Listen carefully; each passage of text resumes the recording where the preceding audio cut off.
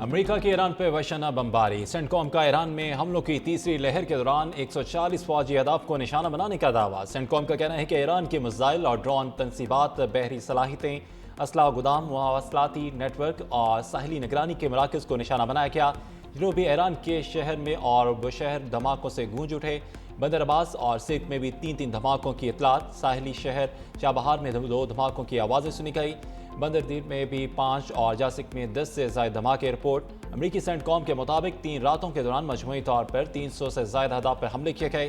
کارروائی پاسداران انقلاب کی جانب سے قبرص کے پرچم بردار کنٹینر بردار جہاز پر حملے کے بعد کی۔ حملوں کا مقصد ایران کے بحری جہازوں کو نشانہ بنانے کی صلاحیت کو کمزور کرنا ہے۔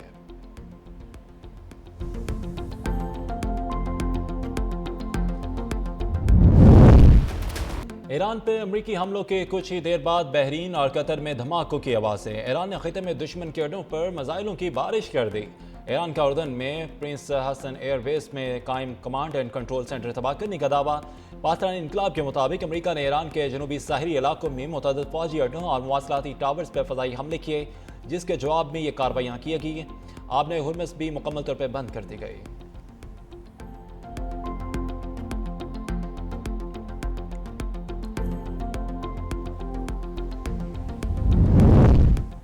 یک طرفہ ڈیل کا دور ختم ہو چکا۔ ایرانی اسپیکر باقر کالیباف کا اعلان جنگ امریکہ کے ساتھ معاہدے کی شک بھی شیئر کر دی۔ کہتے ہیں کہ یا تو اپنے الفاظ پر قائم رہو یا پھر قیمت چکاؤ۔ اب حقیقت کا سامنا کرنے کا وقت آ رہا ہے۔ اسلامی جمہوریہ ایران کمرشل جہازوں کے گزرنے کے حوالے سے انتظامات خود کرے۔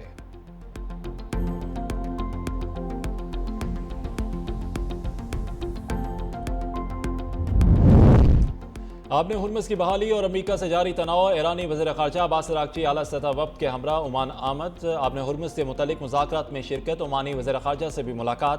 2 طرفہ تعلقات اور خطے کی سیکیورٹی صورتحال پہ تبادلہ خیال۔ عباس اراغچی نے ایک بیان میں کہا کہ ایران نے اب تک تمام وعدوں کی پاسداری کی، امریکہ کو بھی عمل درآمد کرنا ہوگا۔ ترجمان ایرانی وزارت خارجہ کے مطابق عباس اراغچی کا دورہ عمان مشاورتی عمل کا تسلسل ہے۔ فریقین آبِ ہرمز سے جہازوں کی آمد و رفت کے لیے مناسب طریقہ کار پر بات چیت کریں۔ وال اسٹریٹ جرنل کے مطابق ٹرمپ انتظامیہ جوہری معاہدے کے امکانات سے متعلق مایوسی کا شکار ہے۔ مشرقی وسطیٰ میں کشیدگی۔ پاکستان سعودی عرب کا اظہار تشویش۔ اسحاق ڈار اور سعودی وزیر خارجہ شہزادہ فیصل بن فرحان کا ٹیلی فونک رابطہ۔ دونوں رہنما کا خطے کی تازہ صورتحال پہ تبادلہ خیال۔ سعودی وزیر خارجہ نے جاری سفارتی کوششوں سے پاکستان کو آگاہ کیا۔ پاکستان کا تمام فریقین سے زیادہ تحمل کا مظاہرہ کرنے کا مطالبہ۔ اسحاق ڈار نے ثالثی کی کوششوں کے وقت اور مواقع فراہم کرنے پر زور دیا۔ پاکستان اور سعودی عرب کا قریبی رابطے برقرار رکھنے پر اتفاق۔ امریکی وزیر خارجہ مارکو روبیو کا بھی سعودی ہم منصب کو فون۔ دونوں فریقوں نے خطے کی موجودہ صورتحال کا جائزہ لیا، مشاورت اور مشترکہ رابطہ کاری کو جاری رکھنے کی اہمیت پر زور دیا۔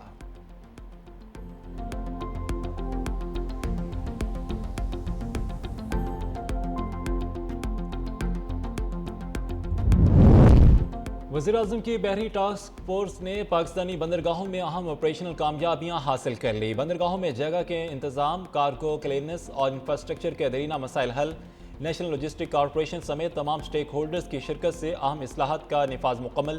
کنٹینرز کی تہ بندی منظم انداز میں ہونے لگی اور بندرگاہوں کو ماسٹر پلان کے مطابق ازرسر نو ترتیب دیا گیا ہے۔ کراچی پورٹ ٹرسٹ میں تجاوزات کے خاتمے کے لیے خصوصی کمیٹی بھی قائم کر دی گئی۔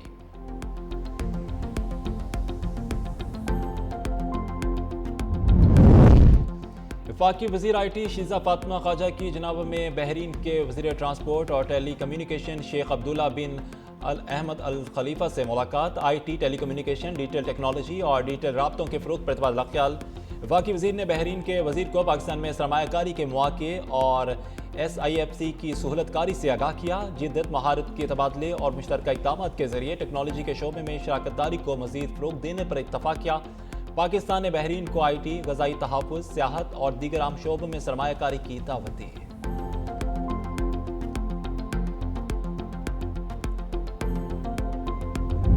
پاک فوج، FCC بلوچستان اور پولیس کا مشترکہ آپریشن شبان۔ فتنہ خوارج کے خلاف بلوچستان میں ہوائی اور زمینی کارروائیاں۔ مزید 3 دہشت گرد جہنم واصل۔ آپریشن شبان میں جہنم واصل ہونے والوں کی مجموعی تعداد 67 ہو گئی۔ 5 جولائی سے اب تک آپریشن شبان اور دیگر انٹیلیجنس بیسڈ آپریشنز میں مجموعی طور پر 105 خارجی دہشت گرد جہنم واصل ہو چکے۔ سیکیورٹی ذرائع کے مطابق آخری دہشت گرد کے خاتمے تک بلوچستان میں آپریشن شبان جاری رہے گا۔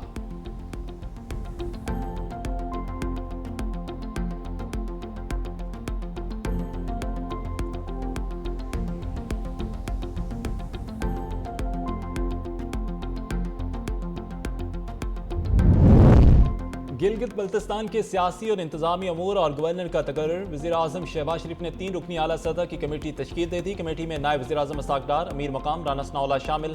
کمیٹی گلگت بلتستان میں گورنر کے عہدے پر امیدوار فائنل کرے گی۔ مسلم لیگ نون کا بلتستان سے ہی گورنر کا امیدوار فائنل کرنے کا اندیا۔ وزیر اعظم کی کمیٹی گورنر کے امیدواروں کا نام پارٹی قیادت کو بھجوائے گی۔ نون لیگ کے قائد نواز شریف کی پارٹی میں پرانی اور وفادار شخصیت کو آگے لانے کی ہدایت۔ پارٹی کے 3 بڑوں کی جلد بیٹھک ہوگی۔ وفاقی وزیر امیر مقام متحرک، وزیر امور کشمیر امیر مقام کے جی بی میں پارٹی کے رہنماؤں سے رابطے، گلگت بلتستان کی ترقی، عوامی فلاح اور سیاسی ایجنڈے پر مشاورت۔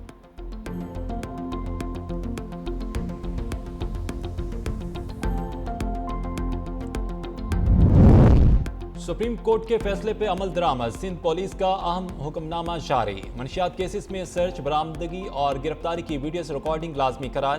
آئی جی سندھ نے تمام فیلڈ افسران کو موبائل فون سے شواہد محفوظ بنانے کی ہدایت جاری کر دی۔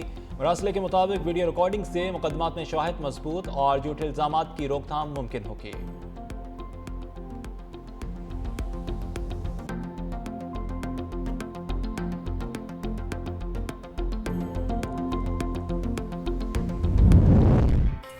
مونسون کا نیا سسٹم ملک میں داخل، اسلام آباد راولپنڈی میں گرج چمک کے ساتھ تیز بارش، لاہور میں بھی بادل برس پڑے، موسم خوشگوار، بارش کے باعث مختلف نشیبی علاقے زیر آب، میاں والی، گوجرانوالہ اور دیگر شہروں میں بھی وقفے وقفے سے بارش کا سلسلہ جاری۔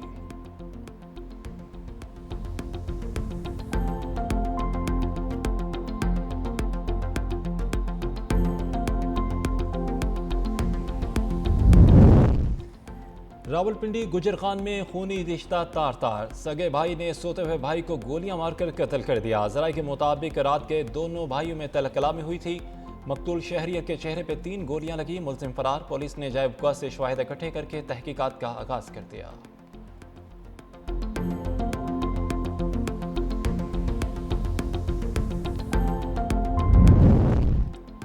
لاہور میں سسرا پنجاب کے ٹرک کی موٹر سائیکل کو ٹکر، 1.5 سالہ بچی جاں بحق، میاں بیوی زخمی، مشتعل افراد کا ٹرک ڈرائیور پر تشدد۔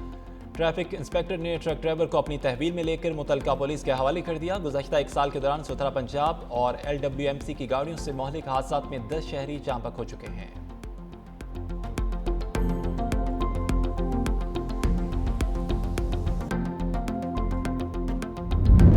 اقلیتوں پر بڑھتے مظالم نے بھارتی وزیر اعظم مودی کی بین الاقوامی حیثیت کو مٹی میں ملا دیا۔ مودی کے دورہ آسٹریلیا کے دوران انسانی حقوق کی تنظیموں کا احتجاج، مظاہرین نے محکمہ داخلہ کے دفتر سے مارچ کرتے ہوئے ریلی نکالی۔